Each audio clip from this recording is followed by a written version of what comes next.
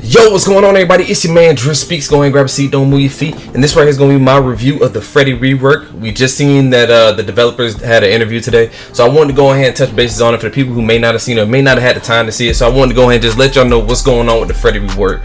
So one of the first things I want to kind of touch on is why he needed a rework. Is one of the biggest reasons is because he could not immediately hit a survivor. He always had to put him into the sleep state or the sleeping state or the dream world, whatever you want to call it, and that was an issue. The fact that you have to wait 7 seconds, sometimes it with certain add-ons it can go up to 8-9 seconds. The fact that you have to wait that long to hit a survivor, that's enough time for two survivors to go, or a survivor to go ahead and unhook somebody, enough time for them to open the gate, enough time for them to finish that gen, you know what I mean? And it's you couldn't apply the pressure that you need to apply as a killer, you know what I mean?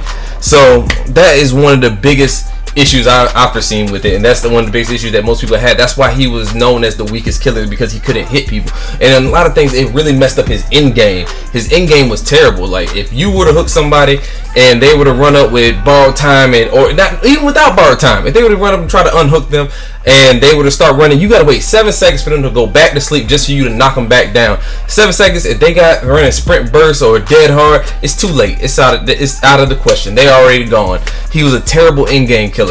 And even worse, what you call it? Well, I can't even say he was even worse mid game, but he was pretty much the worst at the end game. Anyways, let's go ahead and get into what they've done different with Freddy. Pretty much the biggest thing, we're gonna go straight into that. We're gonna address the biggest issue, which was the hitting the survivors at the, whenever you get close enough to hit them without waiting for that 7 seconds.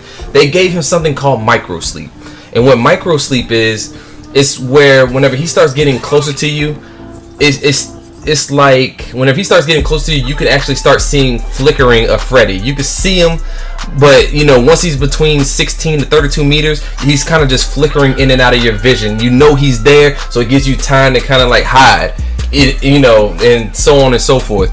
But once he's under that 16 meters, you are pretty much asleep, and he's gonna follow you. He has the ability to hit you, so on and so forth. So for that, I commend him. That was a good job. At least now Freddy can actually hit people, and you don't have to worry about the whole 7 seconds. The next thing I want to talk about is going to be his terror radius. They actually gave him a terror radius for whenever you're awake, and they gave him a lullaby for whenever you're asleep. So if you're asleep, you'll hear his lullaby. If you're awake, you'll hear his terror radius.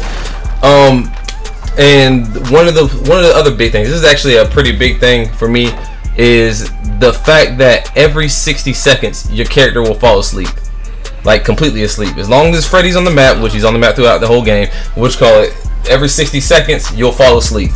Now, falling asleep is not the same as falling asleep before, because falling asleep before, you had the 50% reduction to all actions, whether it was healing or opening the gate or gens.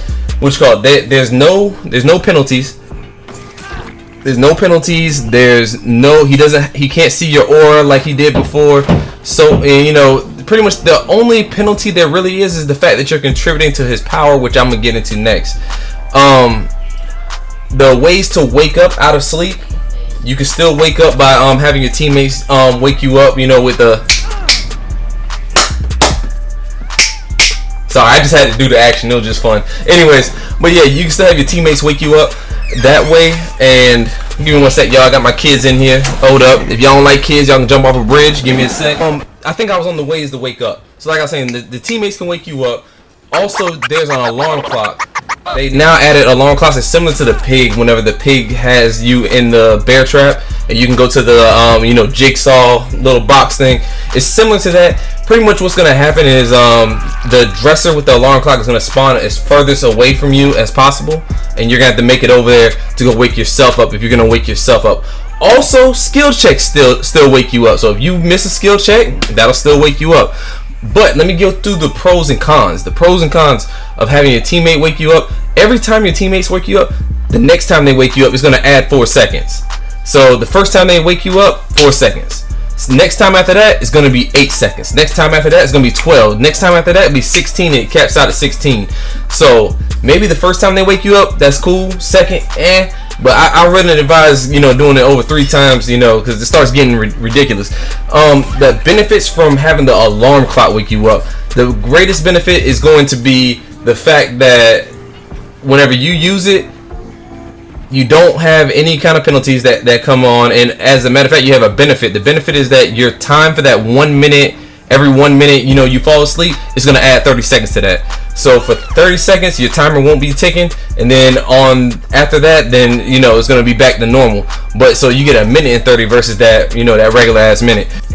Okay, so Freddy's powers. Freddy's power is going to start off with him having snares. He has now dream snares, which is like a pool of blood that's going to be on the ground. You'll be able to see it. You'll be able to know it's there. It's not like it's going to, you know, come out of nowhere. It's not like the hag where it blends in, or the bear traps where it blends in. It's a big pool of blood. You're going to know it's there.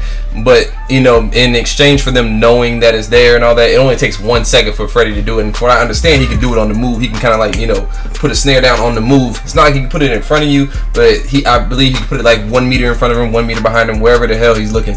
But yeah, that's what they're doing with snares. And they got add-ons. From what I understand with the add-ons, that's where you can bring dream palettes into it. So instead of having dream snares, you can have dream palettes. And dream palettes, what they do is they, you know, burst into blood. You can see their aura, and, you know, it'll give you a notification and all of the good stuff whenever they do throw it down. But, you know, and that's and it'll give them also a false sense of security if they're running towards it, trying to get away from you. And the bigger thing is going to be his main ability is going to be the dream projection. So I had to look down and try to remember what that one was called, because I was just going to call it teleporting, but it's the official term for it is dream projections. And what dream projections will do is pretty much whatever, and I believe it's every 60 seconds, whatever gen that Freddy is looking at, he can go ahead and he can channel his power to that generator. And on the other side, what the survivors will be seeing is the generator spewing with blood, and so that way they know that he's on the way. It takes 5 whole seconds for him to complete the teleport. So that at that point, the survivor has the decision: okay, do I want to stay and finish the gen? Do I want to run off so he can see my scratch marks? Do I want to urban evasion off? However they want to try to get away, they can get away. They got 5 seconds before Freddy arrives. So from what I've seen about the here's another thing about his power. When a generator gets completed, you can no longer teleport to that generator. So that's kind of, you know, so I imagine that Hex Room will be a great perk to run with him. So that way you can make sure the gens stay active longer. I imagine that Corrupt Intervention will be a good one, or whichever one of those new perks are. The Scream's new perk. Whenever, you know, I can't remember if that's Corrupt. No, I think that might be the Plague's perk. Whichever perk that is that Scream has. That you know, whenever you pick up a survivor, any gen that's not getting worked on, that'd be a great perk for Freddy. That I can't wait to run that one on him.